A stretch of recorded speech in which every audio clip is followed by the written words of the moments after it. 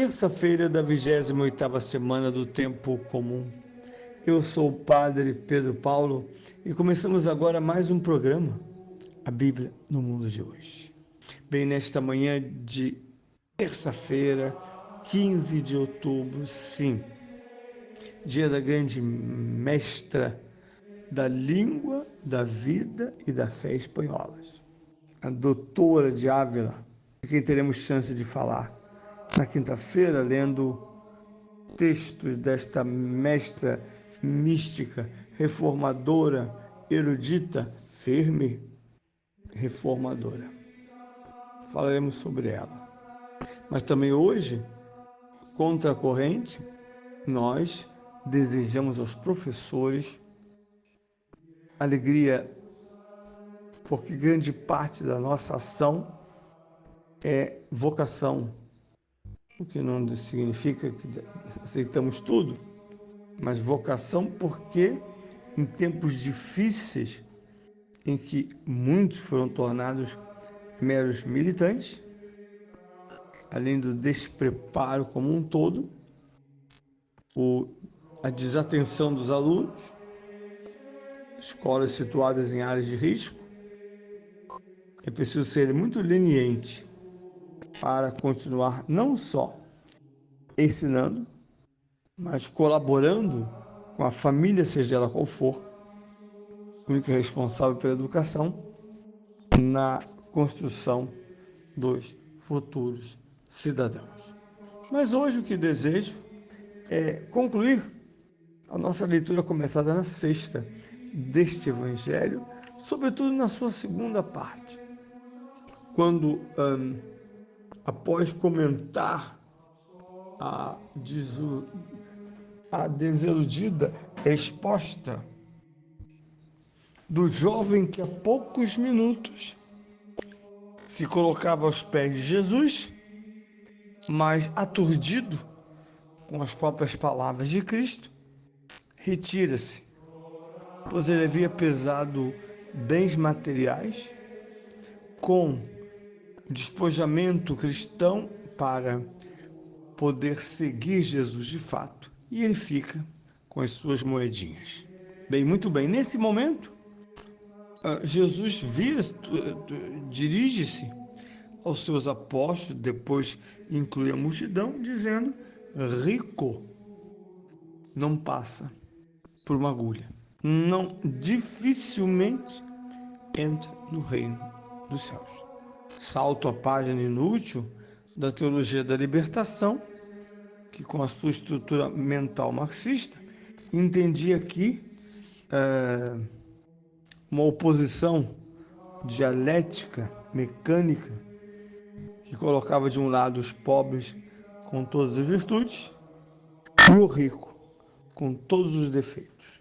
Além de não ser assim nem no pensamento de quem proferiu, e muito menos na realidade, Jesus, na verdade, aponta para a impossibilidade de segui-lo sem a cruz, que por sua vez, sendo despojamento do próprio Filho, se torna nosso despojamento. E os discípulos reagem quando dizem: quem pode então salvar-se? E aqui Jesus apresenta uma premissa fundamental. Aos homens parece impossível. E eu gostaria de chamar a atenção para um dado interessante. Assim como Jesus fitou aquele jovem, ou aquele homem adulto, e teve por ele profundo afeto e expectativa, não podemos deixar de notar que quando o desfecho da conversa vem à tona, voltar à vida abastada, mesmo virtuosa, não crer que Jesus é exatamente a passagem radical de uma bondade local para a bondade global, que é, ou seja, para a caridade, e, portanto, causa e razão da nossa salvação para que a religião não cumpra somente uma função imanente, e a faz, mas há um acordo titânico começado no judaísmo entre cumprir a aliança e viver nesse mundo. Essa síntese estará nos lábios de Jesus através da palavra mundo, deste mundo, em relação a ele, ao Pai e aos discípulos.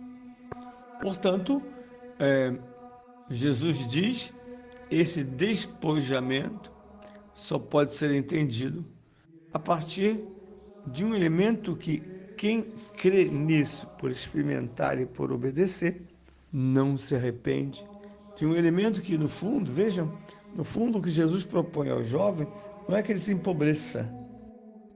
Pelo contrário, manda que ele acumule tesouros escatológicos ao vender e entregar aos pobres. Mas ainda, ele apresenta-se no futuro, se assim tivesse sido, como um homem generoso por crer e profundamente na providência divina. Quem deu tudo materialmente, ou se deu todo, espiritual, moral e em termos de conhecimento a Deus, conhece a providência de quem agora vive de Deus, vive amparado por Deus e não pelo vil metal. Providência que mostra-se atenta, exata e suficiente. Porque implica que tenhamos os meios para realizar a vontade de Deus e não os nossos caprichos ou desejos. Sobressai-se uma frase de Jesus que nós ouvimos na formulação feita pelo anjo Gabriel. Diante de tão grande fenômeno, a Virgem que dá luz, ou segundo o próprio Evangelho de Cristo, em São Paulo, aquela pobreza que é o esvaziamento da glória do Verbo, mas também o mistério da concepção da Virgem, da qual emerge o mistério de Cristo, tudo isso se chama providência divina. No homem que crê em Deus, nós temos exemplos daquilo que Gabriel disse. A Deus nada é impossível, só os homens. Quem ouve a Deus com olhos e ouvidos humanos, jamais dirá a Deus sim, porque tentará calcular, safar-se, assegurar-se, quer um pacto que lhe garanta o futuro, já que no presente ele está entregando bens que parecem essenciais, pelos quais, como homens bem-sucedidos, chega-se na felicidade. E o texto se conclui com um apelo de São Pedro dizendo, enfim, nós aqui deixamos tudo. E como judeu, a escrita semítica acentua às vezes muito o aspecto iminente, o aspecto que chamemos de imanente, material e sensível. Olhando para o justo, é preciso que ali os homens, por ver a bondade de Deus e os bens celestiais travestidos às vezes de bens materiais, não elogie a riqueza, mas dê glória a Deus, para o qual nada é impossível.